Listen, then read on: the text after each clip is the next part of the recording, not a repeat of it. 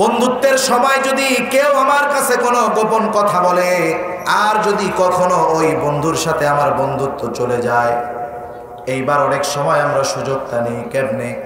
যেহেতু বন্ধু এখন আমার প্রতিপক্ষ, আমি ওই তার গোপন কথার দ্বারা তাকে হুমকি ধামকি দেই, বলি যে এই বেশি বাড়াবাড়ি করবি না, তোর কথাগুলো কিন্তু আমি জানি, সব কইয়া দিব। বলে কি বলে না? সেই জন্য কোনো ব্যক্তি যদি আপনার আমার কাছে কোনো কথা আমানত রাখে, সে যদি আমার ঘোর দুশ্মনও কখনো হয়ে যায়, খবরদার খবরদার, ওই অবস্থাতেও আমি আমার কথার আমানতের খেয়ানত করব না। 3 নম্বরে আসেন দায়িত্ব আমানত। প্রত্যেকটা দায়িত্ব আমানত, ছোট বড় সকল প্রকার দায়িত্ব আমানত। রাষ্ট্রের দায়িত্ব আমানত, শুধু তাই নয়, রাষ্ট্রের সম্পদটাও কিন্তু আমানত। খুব গুরুত্বপূর্ণ বিষয়। এখন তো এমন এক জামানা, আমরা রাষ্ট্রের দায়িত্ব নেওয়ার জন্য প্রতিযোগিতা করি, কিন্তু আমাদের অতীতের মানুষের দিকে তাকায় দেখেন, দায়িত্ব দেওয়ার জন্য, তাদের উপরে দায়িত্ব দেওয়ার জন্য মানুষে পাগল ছিল। রাষ্ট্রপতি তাদেরকে দায়িত্ব নিতে বলতো, তারা দায়িত্ব নিত না। বরং এমন ঘটনা আছে, দায়িত্বের কথা তাকে বলা হলো, দায়িত্ব নেওয়ার ভয়ে সে রাতের আধারে এলাকা ছেড়ে পালায়া চলে গেছে। তবুও দায়িত্ব নিতে চায় নাই, বিশেষ করে রাষ্ট্রীয় দায়িত্ব। আমরা যে ইমামকে খুব মহব্বত করি, ইমামে আজম আবু হানিফা রহমাতুল্লাহি আলাইহি, ইমাম আবু হানিফা রহমাতুল্লাহি আলাইহি স্বাভাবিক মৃত্যু হয়েছে? বলেন তো, স্বাভাবিক মৃত্যু হয় নাই। জেলখানার মধ্যে অকথ্য নির্যাতন করে আমার আপনার প্রিয় ইমামকে খাবারে বিষ প্রয়োগ করে হত্যা করা হয়েছে। উনি কি চুরি করেছিলেন? হ্যাঁ, ওনাকে খলিফা মনসুর বলল, ও নোমান ইবনে সাবেত, আবু হানিফা, আপনাকে আমি প্রধান বিচারপতির দায়িত্ব দিতে চাই, আপনি প্রধান বিচারপতির দায়িত্ব নেন। কত সুবিশাল এক পদ। ইমাম আবু হানিফা রহমাতুল্লাহি আলাইহি প্রস্তাবটা ফিরাইয়া দিলেন। কেন? কারণ যখন কেউ বিচারপতির আসনে বসবে, কত বড় দায়িত্ব, একটু যদি তার বিচারের ক্ষেত্রে সামান্যতম পক্ষপাতিত্ব হয়ে যায়, কিয়ামতের দিন আল্লাহ তাআলার সামনে তাকে এর হিসাব দিতে হবে। আমি চিন্তা করি আমাদের সমাজে, গোটা দুনিয়ার মধ্যে যারাই বিচার বিভাগে আছে, বিচারের দায়িত্ব নিয়ে আছে, এদের অবস্থা কি হবে আল্লাহই ভালো জানে। ঠিক কিনা বলেন? এদের অবস্থা কি হবে আল্লাহ তাআলাই ভালো জানে। সুতরাং আমি যদি ন্যায় বিচার করতে অক্ষম হই, বিচারকের আসনে বসার অধিকার ইসলাম আমাকে দেয় না। আর এই আসনে বসে, বিচারকের চেয়ারে বসে ন্যায় বিচার যদি না করতে পারি, ইনসাফ যদি প্রতিষ্ঠা না করতে পারি, সঠিক রায় যদি না দিতে পারি, দুনিয়ায় ছাড়া পেতে পারো, কিন্তু আল্লাহর আদালতে ছাড়া পাবা না। সেজন্য সাবধান। আমরা অনেক সময় চাই যে বড় কিছু হইতে। আমি তোমাদের জন্য কতই না সুন্দর ওয়াজ করলাম, আমি আল্লাহ তাআলার এই সুন্দর ওয়াজের উপরে তোমরা আমল করো কি করো না, এটা কিন্তু আমি আল্লাহ দেখতে পাই। শুধু দেখি তাই নয়, তোমরা আমার ওয়াজের ব্যাপারে কোন ধরনের আলোচনা সমালোচনা করো, দুনিয়ার কেউ না শুনতে পাইলেও আমি আল্লাহ শুনতে পাই। এজন্য আল্লাহ তাআলা বলেন, ইন্নাল্লাহা কানা সামিআন বাসীরা, নিশ্চয় আল্লাহ রাব্বুল আলামিন সর্বশ্রোতা সর্বদ্রষ্টা, সব দেখেন, সব সময় দেখেন, সব কিছু তিনি শুনেন। কেমন শোনা শোনেন আল্লাহ তাআলা? একটা পাথরের উপরে যদি একটা কালো পিঁপড়া আমাবস্যার রাতে হেঁটে যায়, ওই পিঁপড়ার পায়ের আওয়াজটাও আল্লাহ শুনতে পায়। ওই কালো পাথরে কালো রাত্রে ওই কালো পিঁপড়াটাকেও দেখতে পায় কে? সেজন্য আল্লাহ তাআলা বলেন, আমি শুধু ওয়াজ করলাম, তোমরা যদি আমল না করো দেখবো, আর আমার ওয়াজ যদি নিয়ে সমালোচনা করো সেটাও আমি আল্লাহ তাআলা শ্রবণ করতে পারবো। সুবহানাল্লাহ। কত গুরুত্বপূর্ণ দুইটা ওয়াজ। 1 নম্বরে আল্লাহ তাআলা বললেন, আমানত তার হকদারের কাছে ফিরায়া দাও। আমাদেরকে আমানতদার হতে বলেছেন। আরেকটা হাদিস আমি আপনাদের খেদমতে পাঠ করেছি। রাসূল আকরাম সাল্লাল্লাহু আলাইহি ওয়াসাল্লাম মুসনাদে আহমদের মধ্যে এই হাদিসখানা আসছে। আল্লাহর রাসূল বলেন, এই হাদিসের মধ্যে আল্লাহর রাসূল সাল্লাল্লাহু আলাইহি ওয়াসাল্লাম আমাদেরকে জানিয়ে দিয়েছেন, কোন মুমিনের মধ্যে যদি 4টি গুণ পাওয়া যায়, কয়টি গুণ? আরো জোরে বলেন কয়টা? রাহমাতুল লিল আলামিন নবী বলেন, কোন মুমিনের মধ্যে যদি এই 4টা গুণ পাওয়া যায়, এই 4টা গুণ যদি তার মধ্যে থাকে, আর দুনিয়াতে তার যদি কোনো সম্পদ নাও থাকে, 4টা গুণ আছে, অন্য কোনো কিছু নাই। আমার আপনার নবী বলেন, এই 4 গুণ আছে আর কোনো কিছু নাই, তাতে তার কোনো চিন্তা নাই। এই 4টা গুণ এমন 4টা গুণ, এই 4টা গুণের কারণে দুনিয়ার কোনো কিছু তার হাত ছাড়া হবে না। আরো জোরে বলেন না সুবহানাল্লাহ। আরে দুনিয়ার মানুষ মিথ্যা আশা দিতে পারে, কিন্তু আমার আপনার নবী জিন্দেগিতে একটা মিথ্যা বলেছেন? জোরে বলেন, বলেছেন? কাফেররা আমার আপনার নবীর বিরোধিতা করেছে ঠিক, কিন্তু কোন কাফের কোনদিন এমন কথা বলতে পারে নাই যে মুহাম্মদ আমাদের সাথে একটা মিথ্যা কথা বলছে, কোনদিন বলতে পারে নাই। সেই নবীজি আমাদেরকে বলতেছেন, খেয়াল দিয়ে আমরা একটু শুনি। কারণ এই 4টা গুণ যদি অর্জন করতে পারি, এই 4 গুণের বদৌলতে যে আখিরাতে নাজাত পাবো, শুধু এমনটা নয়, দুনিয়াতেও লাভ আছে না নাই? জোরে বলেন আছে না নাই? তাহলে আমরা তো নগদের চিন্তা করি। অনেক জায়গায় অনেক দোকানের মধ্যে লেখা থাকে, দেখবেন, নগদ যা পাও হাত পেতে নাও, বাকির খাতা শূন্যতা। আমরা তো দুনিয়ার জন্য এত পরিশ্রম করি, এত চিন্তা ভাবনা করি, এমন কোন আমল যদি পাওয়া যায় যেটা করলে দুনিয়ায়ও লাভ আছে, কমপক্ষে দুনিয়ার স্বার্থের দিকে তাকাইয়া এই গুণগুলো অর্জন করা যাবে না ইনশাআল্লাহ। আমরা আমলের নিয়তে শুনবো, আল্লাহ তৌফিক দান করুন। রাসূলুল্লাহ সাল্লাল্লাহু আলাইহি ওয়াসাল্লাম বলেন, আরবাউন ইযা কুন্না ফিকা ফালা আলাইকা মা ফাতাকা মিনাদ দুনিয়া।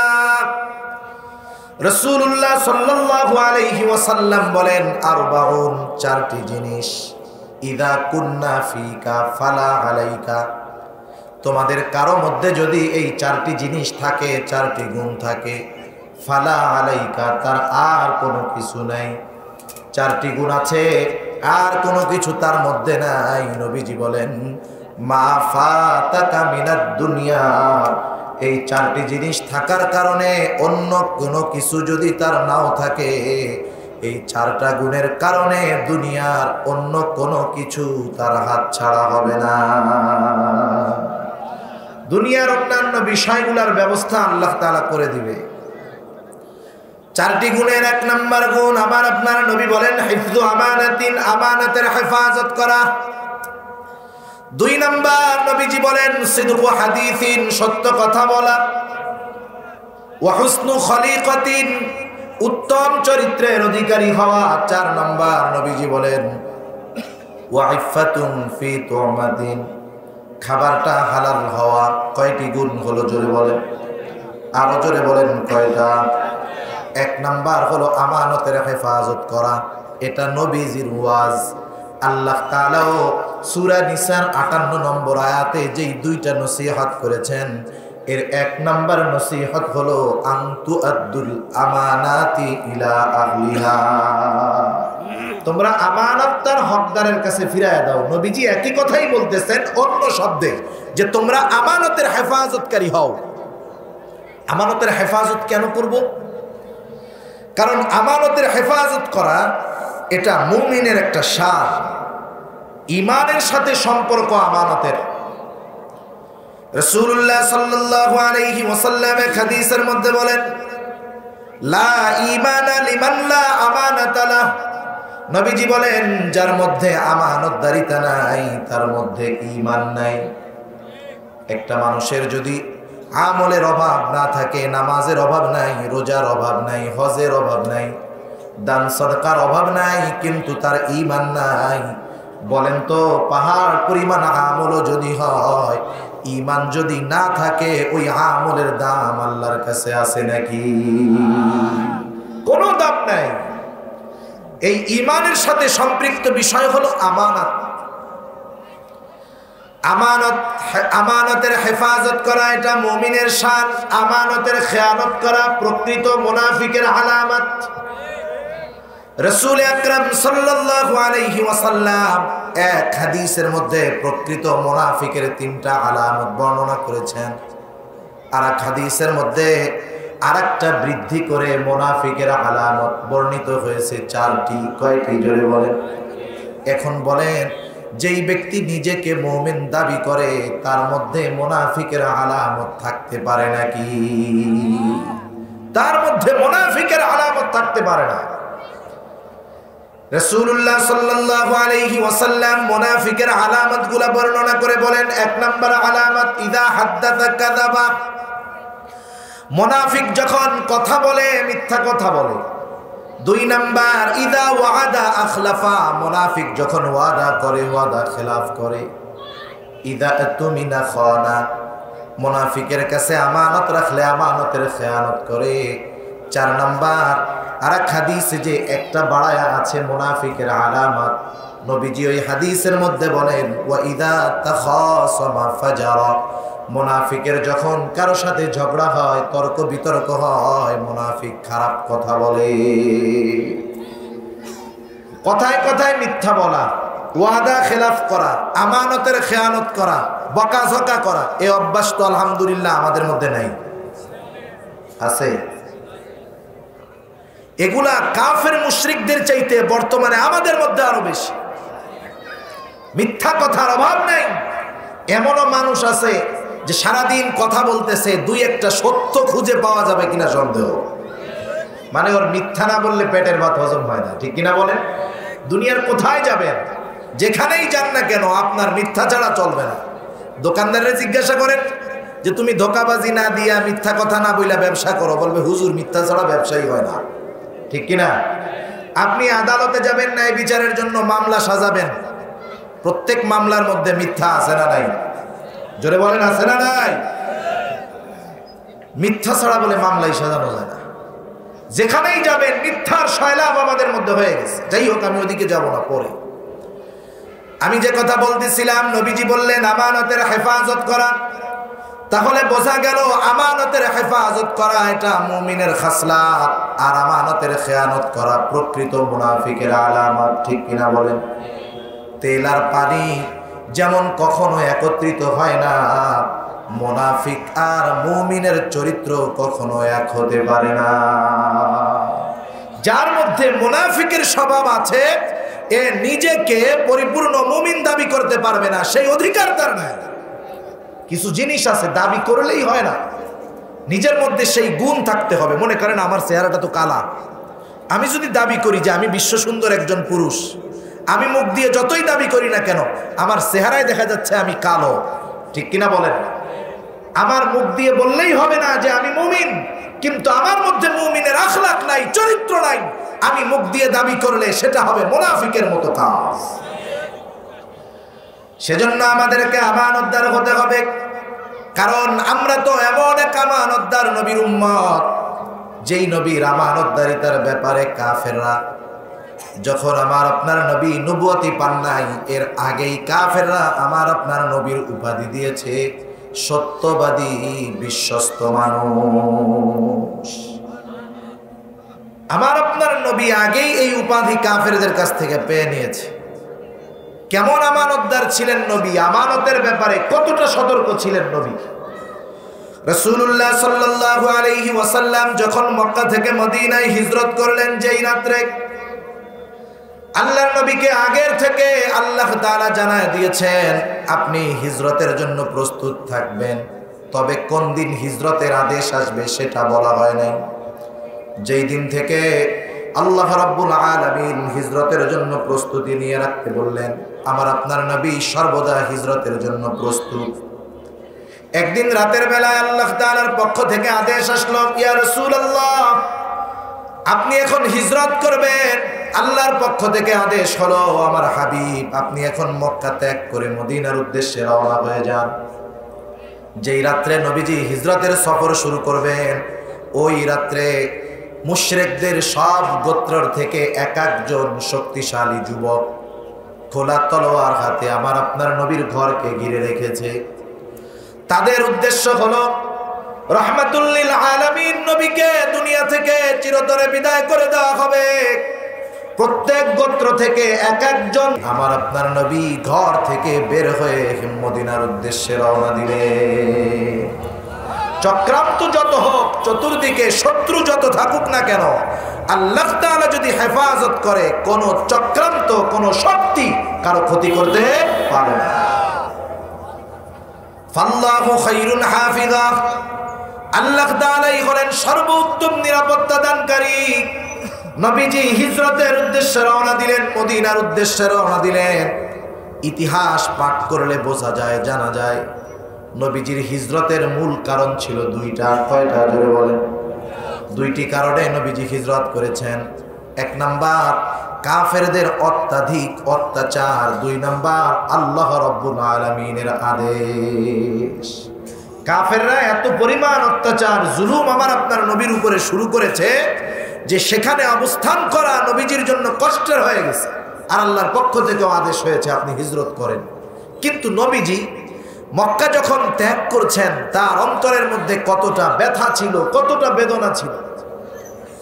নবীজি যখন মদিনার উদ্দেশ্যে পথ চলতেছেন, বারবার মক্কার দিকে ফিরে তাকান, চোখ দিয়ে পানি ঝরঝর করে পড়তেছে। আমার আপনার নবী মক্কার দিকে ফিরে বলেন, ও প্রাণের মক্কারে, আমি তো তোমাকে ছেড়ে যেতে চাই নাই, কিন্তু তোমার বুকের কিছু মানুষ, তাদের জুলুম অত্যাচার, তাদের কারণে আমাকে মক্কা ছাড়তে বাধ্য হতে হলো।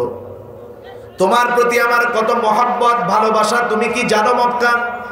ও মক্কা, তোমার বুকে আমার শৈশব, কৈশোর, যৌবন, প্রৌঢ়ত্ব সব অতিবাহিত হয়েছে। শুধু তাই নয়, তোমার বুকেই রয়েছে আল্লাহ তাআলার ঘর।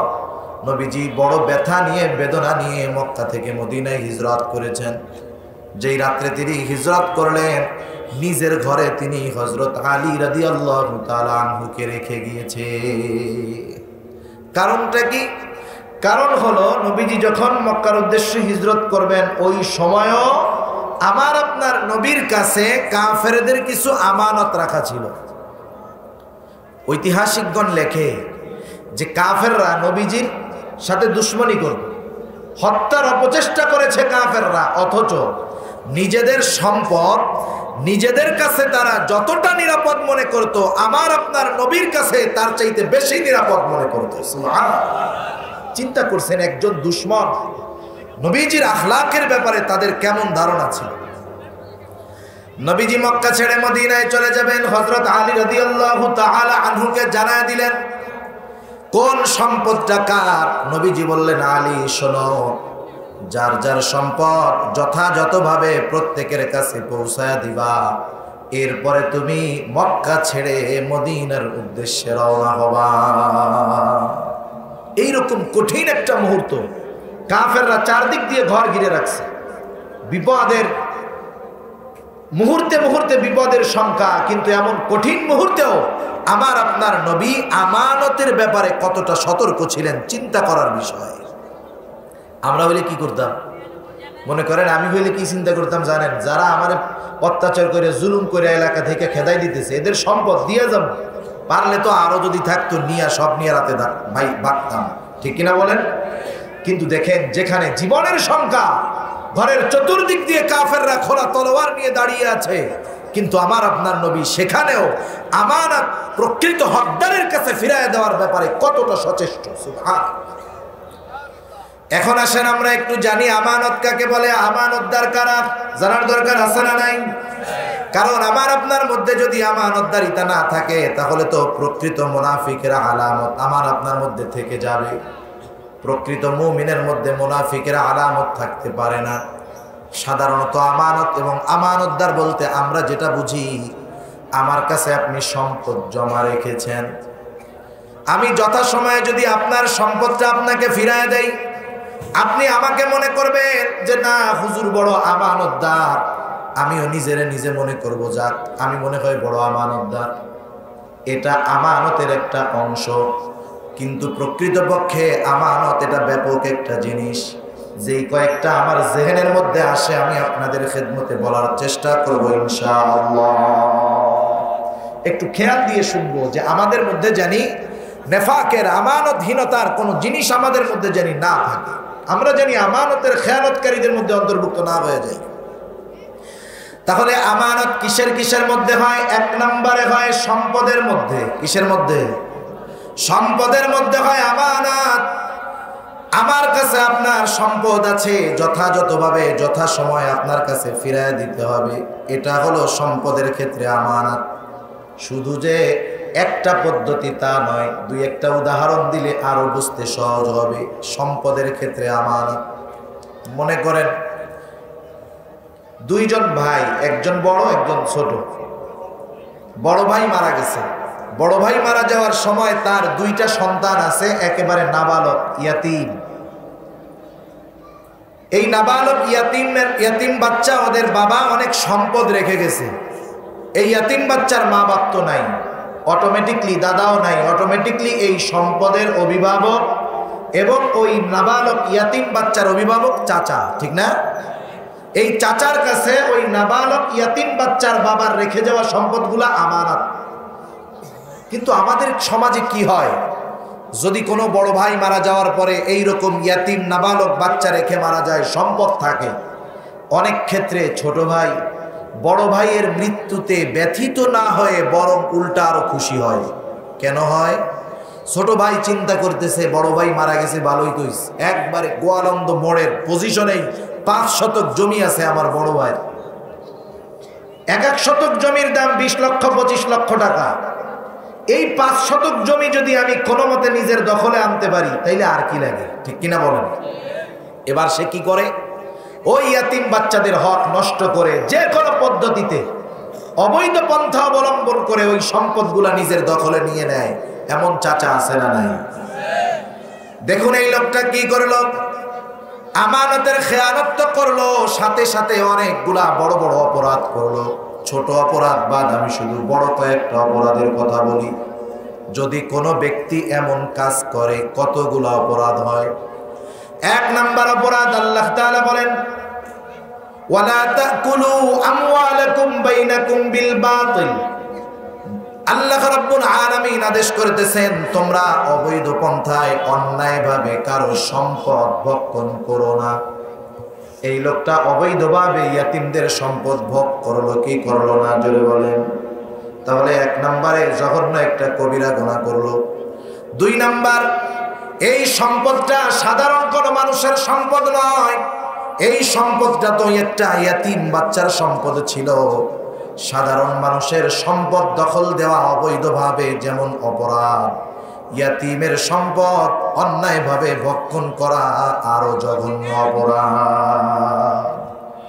আল্লাহ রাব্বুল আলামিন কোরআনুল কারীমের আমাদেরকে স্পষ্টভাবে জানায় দিয়ে বলেন, ইন্নাল্লাযীনা ইয়াকুলুনা আমওয়ালাল ইয়াতামা যুলমান ইন্নামা ইয়াকুলুনা ফি বুতুনিহিম নারা। আল্লাহ রাব্বুল আলামিন বলেন, নিশ্চয়ই যারা জুলুম করে অন্যায়ভাবে ইয়াতিমের সম্পদ ভক্ষণ করে, ইয়াতিমের সম্পদ কিন্তু জঘন্য এক সম্পদ। আল্লাহ তাআলা বলেন, ইন্নামা ইয়াকুলুনা ফি বুতুনিহিম নারা, তারা কেমন জানি আগুন দ্বারা তাদের পেট ভরপুর করে। এখন বলেন তো, আগুনের ঠিকানা জান্নাত নাকি জাহান্নাম? আরো জোরে বলেন, জান্নাত নাকি জাহান্নাম? আল্লাহ তাআলা সেই কথাই বলেন, তুমি দুনিয়াতে ইয়াতিমের সম্পদ ভক্ষণ করে তোমার পেট আগুন দ্বারা ভরপুর করেছো। তোমার নামাজের অভাব নাই, রোজার অভাব নাই, যাকাতের অভাব নাই, নেক আমলের অভাব নাই, কিন্তু পেটের মধ্যে আগুন ভরা। তোমাকে ওই ইবাদত জান্নাতে নিতে পারবে না। আল্লাহ তাআলা বলেন, ওয়াসায়াসলাউনা সাঈরা, অচিরেই এই ইয়াতিমের সম্পদ ভক্ষণকারী আগুন দ্বারা পেট ভরপুরকারীকে জাহান্নামের মধ্যে নিক্ষেপ করা হবে। তাহলে দেখেন, কেউ যদি ইয়াতিমের আমানত নষ্ট করে, 1 নাম্বার সাধারণভাবে সম্পদ অবৈধভাবে দখল দেওয়ার অপরাধ হবে। 2 নাম্বার, ইয়াতিমের সম্পদ হওয়ার কারণে পেট আগুন দ্বারা ভরপুর করা হবে। 3 নাম্বার, বান্দার হক নষ্ট করা হবে। কার হক? বান্দার হক। দুনিয়াতে কেউ যদি আল্লাহর হক নষ্ট করে, আল্লাহ তাআলা তো মহান, আল্লাহর ক্ষমার কোনো শেষ নাই, দয়ার কোনো শেষ নাই। আল্লাহ তাআলা চাইলে তার হক মাফ করে বান্দাকে জান্নাত দিয়ে দিতে পারে, ঠিক কিনা? কিন্তু কিয়ামতের দিন দুনিয়াতে কেউ যদি কারো হক নষ্ট করে থাকে, এই হক যদি দুনিয়াতে আদায় না করে, মানুষেরা যদি কিয়ামতের ময়দানে ধরা পড়ে যায়, তাহলে খুঁজতে থাকবে আমি কার কাছে দুনিয়াতে হক পাইতাম। সেই দিন যারা দুনিয়ায় বান্দার হক নষ্ট করেছে কিয়ামতের দিন টাকা দিয়ে হক আদায় করতে পারবে না, হয়তো তার আমল দিয়ে হক আদায় করতে হবে, না হলে ওই ব্যক্তির গোনা নিয়ে তার হক আদায় করতে হবে। সেজন্য আল্লাহ রাসূল সাল্লাল্লাহু আলাইহি ওয়াসাল্লাম এক হাদিসের মধ্যে বলেন, কিয়ামতের দিন সবচাইতে নিঃস্ব হবে ওই ব্যক্তি যার আমলের অভাব নাই কিন্তু দুনিয়াতে সে বান্দার হক নষ্ট করেছে। এটা গেল 3 নম্বর অপরাধ। 4 নম্বর অপরাধ হলো সে আমানতের খেয়ানত করলো। কারণ এই ভাতিজা এবং ভাতিজার বাবার রেখে যাওয়া সম্পদ চাচার কাছে ছিল আমানত, যেহেতু ফেরত দেয় নাই, এই চাচা বড় বড় পাপগুলা করার সাথে সাথে নিজেও একজন আমানতের খেয়ানতকারী হয়ে যায়। এজন্য আমাদের সমাজে যদি কারো অধীনে এইরকম ইয়াতিম বাচ্চা থাকে অথবা কারো সম্পদ থাকে, ওই ইয়াতিম বাচ্চা যখন যথাযথ বয়সে পৌঁছিয়ে যাবে, উপযুক্ত হবে সম্পদ রক্ষণাবেক্ষণ করার, তখন আমরা তার কাছে সম্পদ ফিরাইয়া দিব। খবরদার লোভ করব না, এতে আমার আখেরাত দুনিয়া দুটোই বরবাদ হয়ে যাবে। ঠিক কিনা বলে? এটা হলো সম্পদের আমানত ফিরাইয়া দেওয়ার একটা প্রকার। আর একটা উদাহরণ দেই। মনে করেন বাবা মারা গেছেন, বাবা মারা যাওয়ার পরে বাবার সম্পদের মধ্যে ছেলে এবং মেয়ে উভয়ের হক আছে না নাই? আল্লাহ তাআলা এই হকটা সাব্যস্ত করে দিয়েছেন নিজেই। কোরআনুল কারীমের মধ্যে আল্লাহ রাব্বুল আলামিন বলেন, ইউসিকুমুল্লাহু ফি আওলাদিকুম লিযযাকারি মিসলু হাযযিল উনসায়াইন। একটু খেয়াল দিয়ে শুনেন ইনশাআল্লাহ, গুরুত্বপূর্ণ কথা। আল্লাহ তাআলা ইউসিকুমুল্লাহ, আল্লাহ তাআলা বলেন, আল্লাহ তাআলা ওসিয়ত করতেছেন। আল্লাহ তাআলা যেটা ওসিয়ত করে সেটা ফরজ, কোনো সন্দেহ নাই। ওটা হলো চূড়ান্ত ফয়সালা। ওটা কি বলেন? চূড়ান্ত ফয়সালা। দুনিয়াতে যেমন যখন জজ কোর্টে কোনো রায় হয়, জজ কোর্টে মনে করেন একজনের মৃত্যুদণ্ড দেওয়া হলো, তার আপিল করার সুযোগ আছে না নাই? জজ কোর্টে রায় দেওয়া হলো মৃত্যুদণ্ড। এবার ওই লোকটা সুপ্রিম কোর্টের মধ্যে আপিল করলো এই রায়ের পরিবর্তনের আশায়। এইবার সুপ্রিম কোর্টের পাওয়ার আছে, ক্ষমতা আছে। বিজ্ঞ বিচারক যদি দেখেন না জজ কোর্টের রায়টাকে বাতিল করে, তিনি চাইলে অন্য রায়ও দিতে পারেন। আবার যদি সুপ্রিম কোর্টওয়ালা বিচারপতি চান রায়কে বহাল রাখতে পারেন। মনে করেন জজ কোর্টের রায় এইবার সুপ্রিম কোর্টেও বহাল থাকলো, বলেন তো আর এক জায়গায় আবেদন করার সুযোগ আছে না নাই? এবার রাষ্ট্রপতির কাছে আবেদন করা হবে। রাষ্ট্রপতি যদি চায় ওই মৃত্যুদণ্ড প্রাপ্ত ব্যক্তিকে বেকসুর খালাসও দিয়ে দিতে পারে, আবার রায়টা বহালও রাখতে পারে। এই পাওয়ার রাষ্ট্রপতির আছে না নাই? কিন্তু দেখেন আল্লাহ রাব্বুল আলামিন কোরআনুল কারীমের মধ্যে যেই রায় দিয়ে দিয়েছেন, যেই ফয়সালা দিয়ে দিয়েছেন, দুনিয়ার কোনো মানুষের এই সিদ্ধান্তের মধ্যে কলমের ফোঁটা দেওয়ার অধিকার নাই। সেজন্য যেই মানুষগুলা আল্লাহ প্রদত্ত বন্টননামাকে, আল্লাহ প্রদত্ত এই সংবিধানকে পরিবর্তন করে সমাজে তারা বলতে চায় সম্পদের মধ্যে নারী পুরুষকে সমান সমান দিতে হবে, এরা ইসলামের দুশমন, কোরআনের দুশমন, আল্লাহর দুশমন। মনে রাখতে হবে আল্লাহ তাআলা ইনসাফ ভিত্তিক বন্টন করেছেন। আল্লাহ তাআলা ইনসাফ ভিত্তিক বন্টন করেছেন। যখন সমাজে ইনসাফ প্রতিষ্ঠিত হয় তখন আল্লাহর রহমত আসে। সবাই যদি সমান সমান হয় তাইলে ইনসাফ আসার সুযোগ নেই, বরং এখানে আরো বিশৃঙ্খলার সৃষ্টি হয়ে যাবে। ঠিক কিনা বলেন? সেজন্য আল্লাহ যেটা বন্টন করেছে সেখানে কাউকে তিনি ঠকান নাই। আমাদের দেশের কিছু মানুষ অতি মাথা মোটা, চিন্তা করতে করতে মাথার চুল উঠে গেছে। এগো চুল বড় হয় না, মাশাআল্লাহ মোজ বড় হয়। ঠিক কিনা বলেন? এদের চিন্তায় চিন্তায় মোজ বড় হয়, কাটার টাইম পায় না। যাই হোক, এরা বলতে চায় কোরআনের মধ্যে ইনসাফ রক্ষা করা হয় নাই। আল্লাহ তাআলা দুইজন নারীর সমপরিমাণ সম্পদ একজন পুরুষের জন্য নির্ধারিত করেছেন। নাউজুবিল্লাহ, কেউ কেউ বলে আল্লাহ নাকি জুলুম করেছেন। নাউজুবিল্লাহ। আল্লাহ তাআলা বললেন, ইউসিকুমুল্লাহু ফি আওলাদিকুম লিযযাকারি মিসলু হাযযিল উনসায়াইন। দুই কন্যার সমপরিমাণ সম্পদের মালিক হবে একজন ছেলে। বলেন তো এই বন্টনটা কার? জোরে বলেন। পরিবর্তনের কোনো সুযোগ আছে নাকি? এখন বাবা মারা গেল, বাবা মারা গিয়েছে, সম্পদ রেখে গেল। ভাইয়ের যেমন সম্পদের মধ্যে হক আছে, বোনেরও তেমন আছে। যাই হোক, বোনের বিবাহ হয়ে গেছে, শ্বশুর বাড়িতে আছে, বেড়াতে আসে। বাবা মা তো নাই, দুনিয়া থেকে চলে গেছে। যখন আসে মামা মামি খুব খুশি, ভাগনা ভাগ্নিকেও খুব আদর করে, বোনকেও বহুত মহব্বত করে। আসলেই বলে 1 মাসের আগে কিন্তু যাবি না। যাই হোক, এভাবে ভালোভাবে চলতেছে। এইবার 10 বছর পার হয়ে গেল। হঠাৎ একদিন বোন ভাইয়ের কাছে এসে বলে, ভাই, বাবার সম্পদে তোমার যেমন হক আছে আমারও তেমন হক আছে। 10টা বছর তুমি সব সম্পদগুলা খেয়েছো, অতীতে যা খাইছো আমার কোনো দাবি নাই, কোনো অসুবিধা নাই, কিন্তু আজকে থেকে তুমি আমার সম্পদটা আমাকে বুঝিয়ে দাও, ফিরিয়ে দাও। অথবা তুমি যদি সেই সম্পদ রাখতে চাও, আমার সম্পদ পরিমাণ টাকা আমাকে দিয়ে দাও। এতকাল বোন নিজের হক চায় নাই, এবার যখন ভাইয়ের কাছে নিজের হক বুঝে নিতে আসছে, ভাই তো খুশি হয়ে যাবে। কি বলেন, খুশি হবে? মুখটা এবার একবারে পুইড়া কড়াইয়ের পিছনের কালির মতো কালা হয়ে যাবে। বলবে, হায় রে, সম্পর্কটা কি শেষ করে দিতে চাস? ঠিক কিনা বলেন? এবার মনে করেন বোন তার হক বুঝে নিয়ে গেল। সম্পদ বুঝে নিয়ে যাওয়ার আগে যখন বোন ভাগনা ভাগ্নি আসতো, মামা তখন বলতো 1 মাসের আগে কিন্তু যাবি না।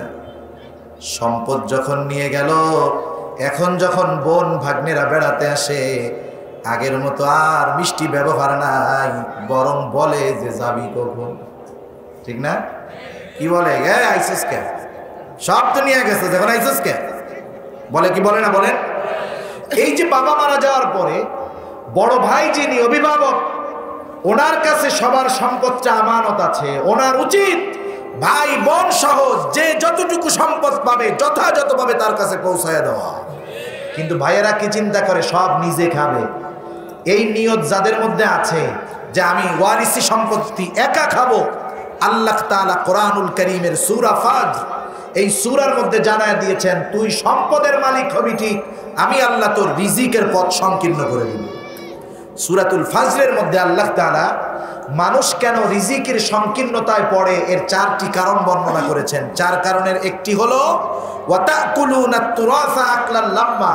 মানুষ রিজিক সংকীর্ণতার মুখোমুখি হওয়ার অন্যতম কারণ হলো তারা চায় যে বাবার রেখে যাওয়া সম্পদ আমি ভাই একা সব খাবো, কেউ আর দিব না। আছে না নাই বলেন? কোনো ভাই যদি এই চিন্তা করেন তাহলে খুব ক্ষতির মধ্যে আছেন। আপনার কাছে বোনদের সম্পদ আমানত, যথাযথভাবে বোনের কাছে পৌঁছায়া দিবেন। এইভাবে যে বিষয়গুলো আছে এগুলো সম্পদের মধ্যে আমানত। বলতে গেলে একটা বিষয় অনেক সময় চলে যাবে, আর অল্প সময় আছে, আমার সময়ের দিকে তাকিয়ে কথা বলতে হবে। তাহলে আমানত যেই বিষয়গুলোর মধ্যে হয়, 1 নম্বরে সম্পদের মধ্যে আমানত। কিসের মধ্যে বলেন? সম্পদের মধ্যে। আমার কাছে যদি কারো হক থাকে, সেই হকটা যথাযথভাবে মালিকের কাছে পৌঁছায়া দিতে হবে। সম্পদ যদি থাকে, যথাযথভাবে প্রকৃত মালিকের কাছে পৌঁছায়া দিতে হবে, না হলে আমি খেয়ানতকারী হয়ে যাব। 2 নাম্বার, কথার মধ্যে হয় আমানত। প্রশ্ন করতে পারেন, হুজুর কথার মধ্যে আমানত এটা আবার কিভাবে হয়? এটা আমার কথা না। রাহমাতুল লিল আলামিন নবী বলেন, ইযা হাদাসার রাজুলু সুম্মা ইলতাফাতা ফাহিয়া আমানাতু। রাসূলুল্লাহ সাল্লাল্লাহু আলাইহি ওয়াসাল্লাম বলেন, যখন কোনো মানুষ কথা বলে আর এদিকে ওদিকে তাকায়, ওই কথাটা নিঃসন্দেহে আমানত। একজন মানুষ যখন আমার কাছে বা আপনার কাছে এসে কথা বলে, কথা বলার সময় ডানে বামে তাকায়। কেন তাকায়? সে চিন্তা করতেছে আমি তো ভাইয়ের কাছে যেই কথাটা বলতেছি ডানে বামে কোনো মানুষ দেখে কিনা, শোনে কিনা। ঠিক কিনা বলেন? এইরকম অঙ্গ ভঙ্গিমা করে আমার কাছে কেউ যদি কোনো কথা বলে, আপনাদের কাছে কেউ যদি কোনো কথা বলে, তার আর কিছু বলার দরকার নাই, অটোমেটিকলি কথাটা আমানত হয়ে যায়। কথা বোঝা গেছে? কিন্তু আমাদের খাসলত কি? আমাদের খাসলত হইল, আমারে যদি বলে যে হুজুর আপনার এই কথাটা বললাম, এটা গুরুত্বপূর্ণ কথা, আর কাউরে বলি নাই, এটা আপনার কাছে আমানত, হুজুর আপনি কাউরে কইেন না। ও লোক কি করলো জানেননি? এই কথা আমার আর হজম হবে না। ও যখন বলছে হুজুর আর কেউরে বইলেন না, এ কথা আমার দ্বারা আর হজম করা সম্ভব নয়, ওই কথা আমার পেটের মধ্যে যে পুটপুট শুরু করে দিবে। পুটপুট বুঝেননি? পুটপুট শুরু করে দিবে। এই পেট যখন ডায়রিয়া হয়, ইনডাইজেস্ট হয়, পেটের মধ্যে ডিহাইড্রেশন হয়ে যায়, পেটের মধ্যে পুটপুট করলে একটু বাথরুমে গিয়া বসলে ভালো লাগে। ঠিক না? তার মানে পেটে যা আছে বাইরে একটু ভালো লাগে। এখন আমার তো পেটে রোগ হয়েছে, যেই কারণে রোগ, ওইটা তো আর পায়খানায় গেলে কাজ হবে না, বাইর করতে হবে মুখ দিয়া। আমি আর একজনের কাছে, মুসল্লি প্রিয় আমার, দেখে বলি, ভাই শুনেন কি কথা, গুরুত্বপূর্ণ কথা, অমকে আমার এই কথাটা বলছে, কারো কাছে বলতে না করছে, নিষেধ করছে, আমি শুধু আপনারাই বলতেছি, আপনি কিন্তু কাউরে বললেন না। কাম কি হইল? আমার যেই রোগ আমি মাশাআল্লাহ ওর মধ্যে দিয়ে দিলাম, ও কি করবে? আমি যা করছি তাই করবে। এবার একজন একজনের কাছে বলতে বলতে কথা সবার কাছে ছড়িয়ে যায়, ঠিক কিনা বলুন? সেজন্য যে কোনো কথা আমানত। অনেক সময় আমাদের সাথে বন্ধুত্বের সম্পর্ক হয়। এখনকার জামানা হলো এমন এক জামানা, বন্ধুত্ব হতেও সময় লাগে না, ভাঙতেও সময় লাগে না। যে আজকে চলতেছে ভালোবাসা দিবসের নামে বিশ্ব বেহায়া দিবস, ঠিক কিনা বলেন? এই ধরনের ভালোবাসা এদের হতেও টাইম লাগে না, ভাঙতেও টাইম লাগে না, ঠিক কিনা বলেন? এই ধরনের ভালোবাসার কোনো স্থান ইসলামের মধ্যে নাই। আমাদের ভালোবাসা 12 মাস 24 ঘন্টা, প্রত্যেকটা মুহূর্ত আমাদের একে অপরের প্রতি ভালোবাসা, স্বামীর স্ত্রীর প্রতি ভালোবাসা, ইমানদারের আল্লাহ এবং রাসূলের প্রতি ভালোবাসা। এতে কোনো দিবস লাগে না, 24 ঘন্টাই ভালোবাসা থাকবে। সেজন্য দিবস করে ভালোবাসার দরকার কখন? যখন যেইটার গ্রামের ভাষায় বলে আহাল পড়ে, যখন মানে যেটা নাই সেইটাই না দিবস করে পালন করবে। কিন্তু মুমিনের অন্তরে ভালোবাসার কোনো অভাব নাই। সেজন্য প্রকৃত মুমিন এই ধরনের দিবস উদযাপন করতে পারে। এখন আসেন এর পরবর্তীতে যাই। বন্ধুত্বের সময় যদি কেউ আমার কাছে কোনো গোপন কথা বলে, আর যদি কখনো ওই বন্ধুর সাথে আমার বন্ধুত্ব চলে যায়, এইবার অনেক সময় আমরা সুযোগটা নিই। কেমনে? যেহেতু বন্ধু এখন আমার প্রতিপক্ষ, আমি ওই তার গোপন কথার দ্বারা তাকে হুমকি ধামকি দেই, বলি যে এই বেশি বাড়াবাড়ি করবি না, তোর কথাগুলো কিন্তু আমি জানি, সব কইয়া দিব। বলে কি বলে না? সেই জন্য কোনো ব্যক্তি যদি আপনার আমার কাছে কোনো কথা আমানত রাখে, সে যদি আমার ঘোর দুশ্মনও কখনো হয়ে যায়, খবরদার খবরদার, ওই অবস্থাতেও আমি আমার কথার আমানতের খেয়ানত করব না। 3 নম্বরে আসেন দায়িত্ব আমানত। প্রত্যেকটা দায়িত্ব আমানত, ছোট বড় সকল প্রকার দায়িত্ব আমানত। রাষ্ট্রের দায়িত্ব আমানত, শুধু তাই নয়, রাষ্ট্রের সম্পদটাও কিন্তু আমানত। খুব গুরুত্বপূর্ণ বিষয়। এখন তো এমন এক জামানা, আমরা রাষ্ট্রের দায়িত্ব নেওয়ার জন্য প্রতিযোগিতা করি, কিন্তু আমাদের অতীতের মানুষের দিকে তাকায় দেখেন, দায়িত্ব দেওয়ার জন্য, তাদের উপরে দায়িত্ব দেওয়ার জন্য মানুষে পাগল ছিল। রাষ্ট্রপতি তাদেরকে দায়িত্ব নিতে বলতো, তারা দায়িত্ব নিত না। বরং এমন ঘটনা আছে, দায়িত্বের কথা তাকে বলা হলো, দায়িত্ব নেওয়ার ভয়ে সে রাতের আধারে এলাকা ছেড়ে পালায়া চলে গেছে। তবুও দায়িত্ব নিতে চায় নাই, বিশেষ করে রাষ্ট্রীয় দায়িত্ব। আমরা যে ইমামকে খুব মহব্বত করি, ইমামে আজম আবু হানিফা রহমাতুল্লাহি আলাইহি, ইমাম আবু হানিফা রহমাতুল্লাহি আলাইহি স্বাভাবিক মৃত্যু হয়েছে? বলেন তো। স্বাভাবিক মৃত্যু হয় নাই। জেলখানার মধ্যে অকথ্য নির্যাতন করে আমার আপনার প্রিয় ইমামকে খাবারে বিষ প্রয়োগ করে হত্যা করা হয়েছে। উনি কি চুরি করেছিলেন? হ্যাঁ। ওনাকে খলিফা মনসুর বলল, ও নোমান ইবনে সাবেত, আবু হানিফা, আপনাকে আমি প্রধান বিচারপতির দায়িত্ব দিতে চাই, আপনি প্রধান বিচারপতির দায়িত্ব নেন। কত সুবিশাল এক পদ। ইমাম আবু হানিফা রহমাতুল্লাহি আলাইহি প্রস্তাবটা ফিরাইয়া দিলেন। কেন? কারণ যখন কেউ বিচারপতির আসনে বসবে, কত বড় দায়িত্ব, একটু যদি তার বিচারের ক্ষেত্রে সামান্যতম পক্ষপাতিত্ব হয়ে যায়, কিয়ামতের দিন আল্লাহ তাআলার সামনে তাকে এর হিসাব দিতে হবে। আমি চিন্তা করি আমাদের সমাজে, গোটা দুনিয়ার মধ্যে যারাই বিচার বিভাগে আছে, বিচারের দায়িত্ব নিয়ে আছে, এদের অবস্থা কি হবে আল্লাহই ভালো জানে, ঠিক কিনা বলেন? এদের অবস্থা কি হবে আল্লাহ তাআলাই ভালো জানে। সুতরাং আমি যদি ন্যায় বিচার করতে অক্ষম হই, বিচারকের আসনে বসার অধিকার ইসলাম আমাকে দেয় না। আর এই আসনে বসে, বিচারকের চেয়ারে বসে ন্যায় বিচার যদি না করতে পারি, ইনসাফ যদি প্রতিষ্ঠা না করতে পারি, সঠিক রায় যদি না দিতে পারি, দুনিয়ায় ছাড়া পেতে পারো, কিন্তু আল্লাহর আদালতে ছাড়া পাবা না। সেজন্য সাবধান। আমরা অনেক সময় চাই যে বড় কিছু হইতে, কিন্তু যে যত বড় তার দায়িত্ব তত বড়, দায়িত্ব যত বড় খেয়ানত হয় তত বড়, ঠিক কিনা? সেজন্য দায়িত্বটা আমানত। রাষ্ট্রের দায়িত্ব আমানত, যে কোনো দায়িত্ব আমানত। শুধু তাই নয়, রাষ্ট্রের সম্পদ আমানত। কেউ যদি রাষ্ট্রের সম্পদ একটা টাকা হরণ করে, সে যেই প্লেসের বা যেই অবস্থার লোক, তার খেয়ানতটা হবে তত বড়। এমনি উদাহরণ দেওয়ার জন্য বোঝাচ্ছি, আমার কাউকে কোনো কিছু বলার টার্গেট না, আমার কোনো ব্যক্তিকে কিছু বলার উদ্দেশ্য না, এটা একটা বোঝানোর জন্য বলতেছি। যেমন একজন মেম্বারের এরিয়া হলো একটা ওয়ার্ড, তাই না? একটা ওয়ার্ড। এই মেম্বার সাহেব যদি তার ওয়ার্ডের নামে যেই বরাদ্দ এসেছে মানুষের জন্য, ওইখান থেকে যদি একটা টাকা চুরি করে, ওনার ওয়ার্ডের বরাদ্দ থেকে একটা টাকা চুরি করে, তাহলে ওনার খেয়ানতের পরিধি হলো ওয়ার্ড ব্যাপী, ঠিক কিনা বলেন? এখন চেয়ারম্যান সাহেব ওনার ইউনিয়নের জন্য যেই বরাদ্দ এসেছে, ওনার ইউনিয়নের যেই বরাদ্দ, সেখান থেকে তিনি যদি একটা টাকা চুরি করেন, তাহলে ওনার খেয়ানতের পরিধি হবে ইউনিয়ন ব্যাপী, ঠিক কিনা বলেন? টাকা কিন্তু একটা, শুধুমাত্র চেয়ারের পরিবর্তনে খেয়ানত বড় হয়ে যাচ্ছে, ঠিক কিনা বলেন?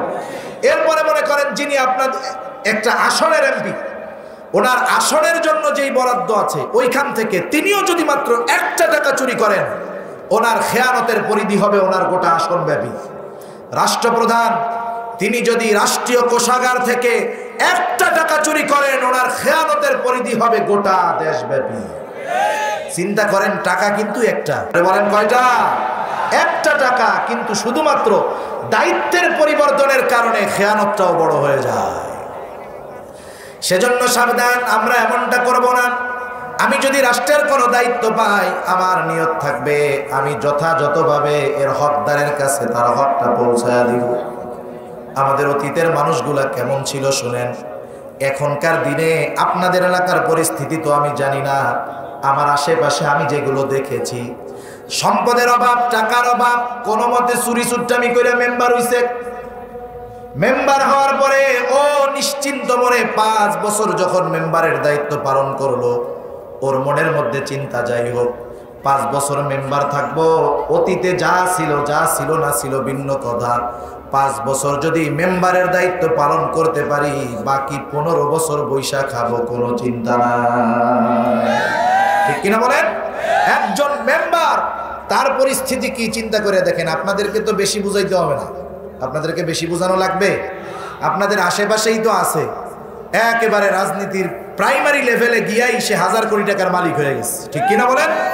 এটাকে আপনাদের বোঝানো লাগে নাকি? এগুলো আপনারা এমনিই বোঝেন, মাশাআল্লাহ। কিন্তু দেখেন আমাদের অতীতের মানুষগুলার অবস্থা কি ছিল। যেই মানুষগুলা নিজেদেরকে মানুষের খাদেম মনে করতেন, রাষ্ট্রের খাদেম মনে করতেন, এদের রাষ্ট্রীয় কোষাগারে সম্পদের অভাব ছিল না। কিন্তু এই মানুষগুলা যখন রাষ্ট্রের দায়িত্ব বহন করত, গ্রহণ করত, আমাদের দেশ সহ গোটা দুনিয়ায় কেউ যদি রাষ্ট্রের দায়িত্ব গ্রহণ করতে পারে, আঙ্গুল ফুলে কলা গাছ হয়ে যায়। আর অতীতের মানুষগুলা যখন রাষ্ট্রের দায়িত্ব গ্রহণ করত, কেমন জানি তাদের নুন আনতে পান্তা বুড়ায়। খলিফাতুল মুসলিমিনদের ইতিহাস থেকে নিয়ে শুরু করে যেই সমস্ত শাসকবৃন্দ মানুষের জন্য, জনগণের জন্য, ইসলামের জন্য একনিষ্ঠভাবে কাজ করেছে, ক্ষমতার মসনদে বসে, এদের ইতিহাস পড়ে দেখেন, এদের খাবারের আইটেমের মধ্যে একটা তরকারি ছিল, কারো কারো তাও কপালে যুক্ত না। সুবহানাল্লাহ। আমি অনেক আগের ইতিহাস যাব না, এরকম যদি আমি বলি অনেকের বলতে পারবো। আমি মোগল সাম্রাজ্য যারা পরিচালনা করেছেন, কারণ উপমহাদেশের ইতিহাসে অবিচ্ছেদ্য একটি অংশ হলো মোগলদের ইতিহাস, ঠিক কিনা? এই মোগল সম্রাটদের মধ্যে সর্বশেষ দিকে একজন বাদশা ছিলেন, তার নাম হলো বাদশাহ আলমগীর। মূলত তার নাম ছিল আওরঙ্গজেব। 60 বছর তিনি মোগল সাম্রাজ্য পরিচালনা করেছেন। তার রাজত্বে, তার সাম্রাজ্যে সম্পদের কোনো অভাব ছিল না। কিন্তু এই আল্লাহর বান্দা যদিও রাষ্ট্র পরিচালনা করতেন, কিন্তু তার পরিবারের খরচ কিভাবে চালাতেন? ইতিহাস বলতেছে বাদশাহ আলমগীর যখন একটু ফ্রি হতেন, কর্মব্যস্ততা কম থাকতো, 2টা কাজ করে দেন। একটা হলো নিজের হাতে তিনি টুপি সেলাই করতেন, আর একটা হলো ওনার হাতের লেখাটা বড় সুন্দর ছিল, উনি নিজের হাতে কোরআনের কপি লিখতেন। এই টুপি এবং ওই কোরআন বাজারে নিয়ে বিক্রয় করা হতো। এই টুপি এবং কোরআন লেখে যা পেতেন, তার দ্বারা বাদশাহ আলমগীর তার পরিবারের খরচটা তিনি পরিচালনা করতেন। এত বড় বাদশাহ, তার কি টুপি বেচার দরকার ছিল বলেন? চিন্তা করতো যে এই সম্পদ, আমি এই সম্পদের দায়িত্ব পালন করি মাত্র, এটা আমার কাছে আমানত। যে রাষ্ট্রের সম্পদকে আমানত মনে করতে পারবে এবং রাষ্ট্রের সম্পদকে যথাযথ কাজে ব্যয় করতে পারবে, এই মানুষগুলা যদি ন্যায় বিচার প্রতিষ্ঠা করতে পারে, আল্লাহর নবী বলেন কিয়ামতের দিন আরশের ছায়া ব্যতীত কোনো ছায়া থাকবে না, সূর্যটা একেবারে নিকটে থাকবে, 7 শ্রেণীর মানুষ আরশের নিচে ছায়া পাবে। আল্লাহর নবী 1 নম্বরে বলেন ইমামুন আদিলুন, ন্যায় বিচারক, ইনসাফ পরায়ণ শাসক, ওই সেই দিন আরশের ছায়ায় স্থান পাবে। সুবহানাল্লাহ। সেজন্য দায়িত্ব পাইলেই লাফানোর কোনো সুযোগ নেই, বুঝতে হবে যে এই দায়িত্বের খেয়ানত আমার দ্বারা হচ্ছে কিনা। এরপরে আসেন এই যে শরীয়ত, এই দ্বীন আমাদের কাছে আমানত।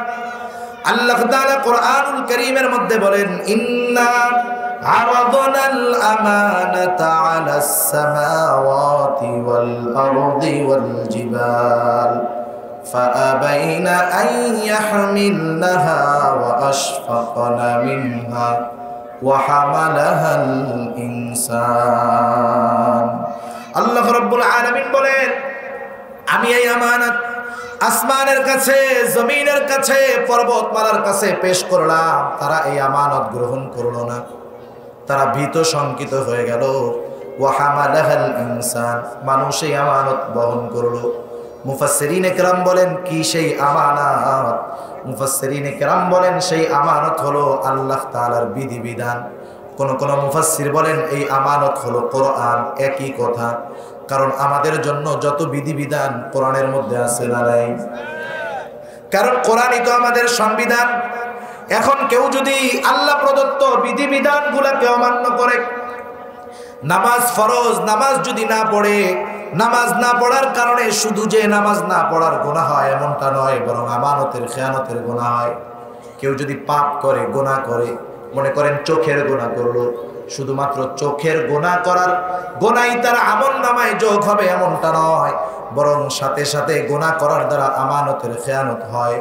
এজন্য আল্লাহ তাআলা কোরআনুল কারীমের মধ্যে বলেন ইয়ালামু খাইনাতাল আয়ুনি ওয়া মা তুখফিস সুদূর। আল্লাহ তাআলা বলেন তোমরা চোখের কি খেয়ানত করো সেটাও আল্লাহ জানেন, অন্তরের মধ্যে কে লুকায় রাখো দুনিয়ার কেউ জানে না, জানে কে? আরো জোরে বলেন কে জানে? আল্লাহ তাআলা জানে। সেজন্য প্রত্যেকটা পাপ, প্রত্যেকটা গুনাহ খেয়ানত। নামাজ না পড়া, শরীয়তের বিধিবিধান না মানা, এটা খেয়ানত। এরপরে আসেন আমার আপনার জানমাল আমার আপনার কাছে আমানত। আল্লাহ তাআলা কোরআনুল কারীমের মধ্যে বলেন ইন্নাল্লাহা আশতারা মিনাল মুমিনিনা আনফুসাহুম ওয়া আমওয়ালাহুম বিআন্না লাহুমুল জান্নাহ। আল্লাহ রাব্বুল আলামিন বলেন নিশ্চয় আল্লাহ তাআলা মুমিনের জান এবং মালকে জান্নাতের বিনিময়ে খরিদ করে নিয়েছেন, ক্রয় করে নিয়েছেন। তার মানে বোঝা গেল আমি যদি মুমিন হই, নিজেকে মুমিন দাবি করি, জানমালের মালিক কে? আরো জোরে বলেন কে? মুমিনের জানমালের মালিক হলেন আল্লাহ। শুধু তাই নয়, এই জানমালটা আল্লাহ তাআলা আমার আপনার কাছে আমানত রেখেছে। কত বড় দয়া আল্লাহ তাআলার! আমানতের জিনিস ব্যবহার করা যায় না। আমানতের জিনিস কি করা যায় না? ব্যবহার করা যায় না। মনে করেন একজন আপনার কাছে আইসা একটা পুরাতন 500 টাকার নোট আপনার কাছে দিয়ে বলল যে ভাই এটা আপনার কাছে আমানত। তাহলে কি হবে জানেন? যেই নোটটা দিয়েছে হুবহু সেটা আপনাকে সংরক্ষণ করতে হবে। সে যখন 500 টাকা চাইবে হুবহু ওই 500 টাকায় কি করতে হবে? ফেরত দিতে হবে। এখন আল্লাহ তাআলা আমার আপনার কাছে জানমাল আমানত রাখছেন, কিন্তু আমরা তো জানমাল ব্যয় করি কি করি না? এটা আল্লাহ তাআলার দয়া যে আল্লাহ তাআলা এই আমানত ব্যবহার করার অনুমতি দিয়েছেন। তবে নির্দিষ্ট একটা গণ্ডি আছে। নির্দিষ্ট একটা কি আছে? গণ্ডি আছে। এই গণ্ডির ভিতরে আপনি আপনার জানমাল সর্বস্ব ব্যয় করবেন, কোনো অসুবিধা নাই। কিন্তু এই গণ্ডির বাইরে যদি 1টা টাকা ব্যয় করেন, এই গণ্ডির বাইরে যদি একটু শ্রম দেন, কিয়ামতের ময়দানে আল্লাহর কাছে হিসাব দিতে হবে। যেমন আমি আপনি যদি আমার আপনার জানমাল দ্বীনি কাজে আল্লাহর রাস্তায় ব্যয় করি, শুধু তাই না, সর্বোচ্চ ত্যাগ যদি জানমালের ক্ষেত্রে স্বীকার করতে পারি, সেখানে লাভ আরো বেশি। জানটা কার? জোরে বলেন।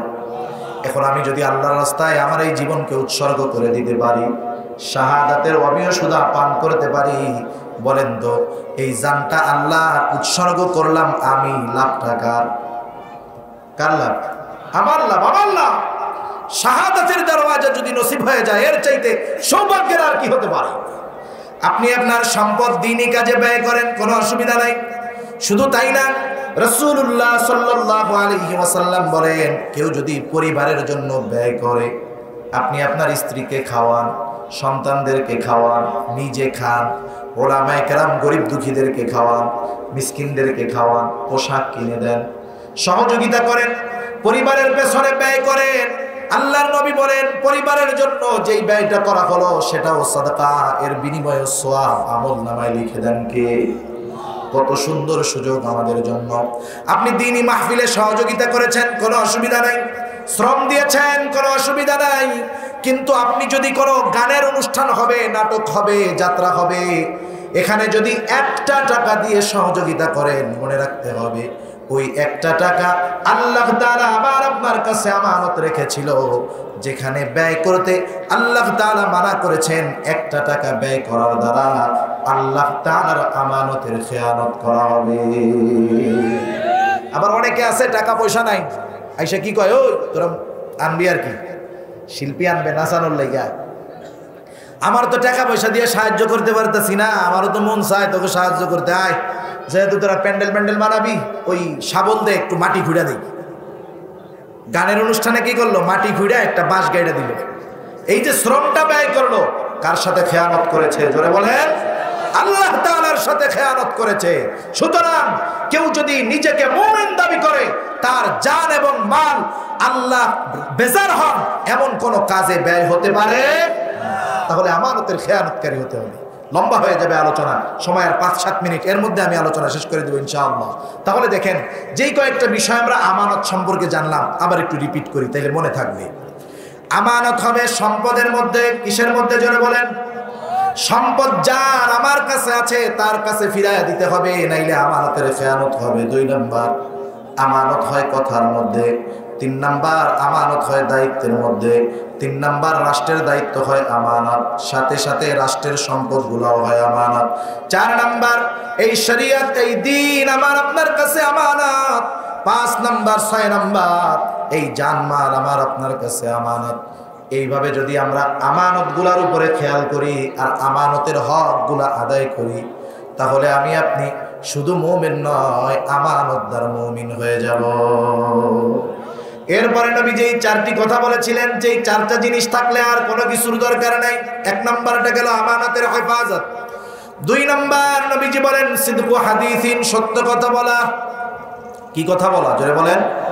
মিথ্যা বলা কার আলামত? জোরে বলেন কার? ইদা হাদ্দাতা কাযাবা, মুনাফিক যখন কথা বলে মিথ্যা কথা বলে। সেজন্য নবীজি বললেন সিদকু হাদিসিন, সত্য কথা বলা। সত্য কথা কেন বলবো? একেবারে সংক্ষিপ্ত। রাসূলুল্লাহ সাল্লাল্লাহু আলাইহি ওয়াসাল্লাম বলেন, ইন্নাস সিদকা ইয়াহদি ইলাল বির ওয়া ইন্নাল বিররা ইয়াহদি ইলাল জান্নাহ। নবীজি বলেন, নিশ্চয়ই সত্য মানুষকে কল্যাণের পথ দেখায়, আর কল্যাণ মানুষকে জান্নাতের পথ দেখায় দেয়। আর যদি মিথ্যা বলি, ক্ষতি কোথায়? নবীজি বলেন, ইন্নাল কিযবা ইয়াহদি ইলাশ শার। নিশ্চয়ই মিথ্যা মানুষকে মন্দের পথ দেখায়, অকল্যাণের পথ দেখায়। ওয়া ইন্নাল কিযবা ইয়াহদি ইলান নার। আর ওই মিথ্যা মানুষকে অকল্যাণের পথ দেখায়। ওয়া ইন্নাশ শাররা ইয়াহদি ইলান নার। আর অকল্যাণ মন্দ মানুষকে জাহান্নামের পথ দেখায় দেয়। সেজন্য সত্যবাদী জান্নাতি, আর মিথ্যাবাদীর ঠিকানা হবে কোথায়? জোরে বলেন, জাহান্নামে। আমরা কোনো অবস্থাতেই মিথ্যা বলবো না। ব্যবসা বাণিজ্য করেন অনেকে, খবরদার, ব্যবসার ক্ষেত্রে ধোঁকা এক ধরনের মিথ্যা, আমরা মিথ্যা বলবো না। যারা ব্যবসার লাইনে আছি, এই আমানতদারিতা রক্ষা করব। আমি যদি 1 নাম্বার মালের টাকা নিয়ে 2 নাম্বার মাল দিই, মনে করেন 1 কেজি সোয়াবিনের টাকা নিয়ে মাশাল্লাহ 1 কেজি পাম অয়েল দিয়ে দিচ্ছি, এরকম দোকানদাররা তো মাশাল্লাহ করে না, করেনি? তাহলে কি হবে দেখেন, 170 টাকা 1 লিটার সোয়াবিন তেলের দাম, উনি যদি আমার 170 টাকা নিয়ে পাম অয়েল দেয়, 150 টাকারটা দিয়ে দেয়, তাহলে উনি শুধু মিথ্যা বললো, ধোকা দিল তা না, আমানতের খেয়ানত করলো। কারণ আমি হকদার ছিলাম 170 টাকার তেলের, কিন্তু উনি আমার দিছে 150 টাকারটা। কি করলো? আমানতদারিতা নষ্ট করলো, মিথ্যা কথা বললো, ধোকা দিল। সেজন্য এগুলা করা যাবে না। আল্লাহর নবী বলেন আত-তাজিরুস সুদুকুল আমিন মান নাবিয়িনা সিদ্দিকিনা ওয়াস শুহাদা'i ওয়াস সালিহিন। ব্যবসায়ীদের ব্যাপারে বিশ্ব নবীজির অফার। নবীজি বলেন সত্যবাদী আমানতদার ব্যবসায়ী কিয়ামতের দিন আল্লাহর রাসূল নবীদের সাথে, শহীদদের সাথে, সিদ্দিকদের সাথে, নেককার বান্দাদের সাথে একত্রিত থেকে জান্নাতের বাসিন্দা হয়ে যাবে। তাদের সাথে তারা অবস্থান করবে। সেজন্য আমরা মিথ্যা বলবো না, বাচ্চাদেরকেও মিথ্যা বলবো না, বাচ্চাদের সাথেও মিথ্যা বলবো না। অনেক সময় আমরা বাচ্চাদেরকে ধোকা দেই। কিভাবে? ও একটা অপরাধ করছে, দূরে দৌড়ায় চলে গেছে, 4 বছরের বাচ্চা, আমরা কি বলি? এদিকে আয়, কিছু কমো না। বাচ্চা যখন কাছে আসে, কাছে আসার পরে কি করা হয়? পিটানি দেওয়া হয়। আল্লাহর রাসূলের কাছে একদিন একজন মহিলা এসেছেন। মহিলার সাথে ছোট একটা বাচ্চা। মহিলার হাত ছেড়ে বাচ্চাটা দূরে চলে গেল। এবার মহিলা হাতের মুঠ পাকায়া বাচ্চাটাকে ডাকতেছে, এদিকে আসো, মজা দিব। বাচ্চাটা কাছে আসলো, হাতের মুঠ খুলে মা বাচ্চার হাতের মধ্যে একটা খেজুর দিয়ে দিলেন। বিশ্বনবীজি খেয়াল করতেছেন যে মহিলা কি করে। নবীজি বললেন, মহিলাকে উদ্দেশ্য করে বললেন, ও মহিলা শোনো, তুমি যদি ওই বাচ্চার হাতের মধ্যে কিছু না দিতা, তথা তাকে যদি তুমি ধোকা দিতা, নিঃসন্দেহে তুমি একজন মিথ্যাবাদী হিসাবে গণ্য হয়ে যেতা। সেজন্য ছোটদের সাথে আমরা মিথ্যা বলবো না। 3 নাম্বার, ওয়া হুসনু খালিকাতিন, আমরা আমাদের চরিত্রকে উত্তম চরিত্রে পরিণত করব। আমি যদি আমার চরিত্র উত্তমভাবে পরিণত করতে চাই, তাহলে আমাকে অবশ্যই কাউকে ফলো করতে হবে। ঠিক কিনা বলেন? ফলো হবে কাকে? রাহমাতুল লিল আলামিন নবীজিকে। ঠিক কিনা? কেন করব? কারণ ওনার চরিত্র শুধুমাত্র পরিপূর্ণ আখলাকওয়ালা তা নয়, বরং এই পরিপূর্ণতাই প্রদানের জন্য আল্লাহ ওনাকে প্রেরণ করেছেন। নবীজি বলতেছেন, বুইসতু লিউতাম্মিমা মাকারিমাল আখলাক। নবীজি বলেন, উত্তম চরিত্রের পরিপূর্ণতা প্রদানার্থে আমাকে প্রেরণ করা হয়েছে। সুবহানাল্লাহ বলেন। প্রত্যেকটা নবী, আমার আপনার নবীর আগে যত নবী এসেছে সবাই উত্তম চরিত্রওয়ালা, কোনো সন্দেহ নেই।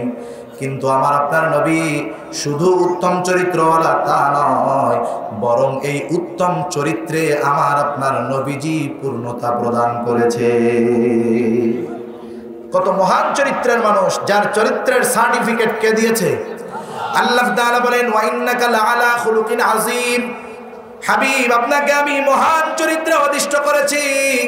শুধু তাই না, আমি আপনি যদি আমার আপনার চরিত্রটা নবীর আলোকে সাজাতে পারি, কেমন লাভ। একটা হাদিস বলে অন্যদিকে চলে যাই।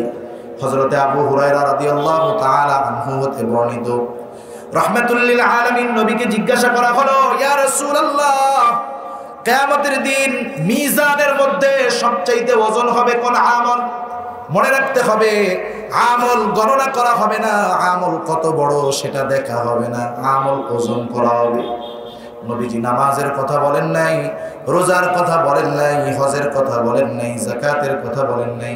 নবীজি বললেন, শোনো, মিজানের মধ্যে সবচাইতে ওজন হবে যেই আমল, সেটার নাম হলো উত্তম চরিত্র। আমরা আমাদের চরিত্রকে পবিত্র করার চেষ্টা করবো, ইনশাআল্লাহ। করা যাবে না? আল্লাহ তৌফিক দিক। লাস্ট 4 নম্বর, নবীজি বলেন, ওয়াইফাতুন ফি তুমাতিন, হালাল খাবার। হালাল খাবারের জন্য হালাল উপার্জন দরকার, আছে না নাই?